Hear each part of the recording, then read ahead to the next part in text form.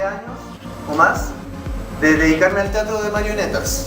Y el teatro de marionetas tiene una gama increíble de posibilidades, de distintas técnicas, de distintas formas de fabricar los muñecos, distintas formas de moverlos.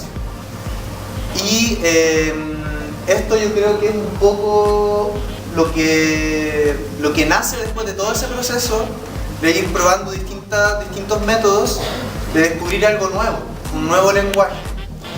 Y hay una artista que yo admiro mucho, que es uno de mis principales referentes, que se llama Ilka Chonbein, que después yo le voy a mandar a Sergio unos videos para que se los muestre.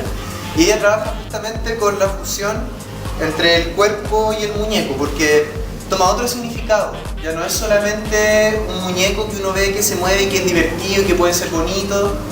Aquí hay algo más profundo en lo que significa utilizar una marioneta sobre un escenario.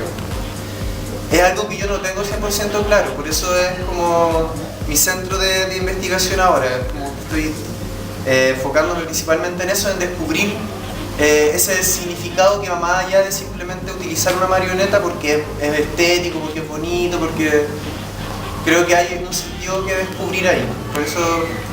Por eso me estoy lanzando hacia ese camino.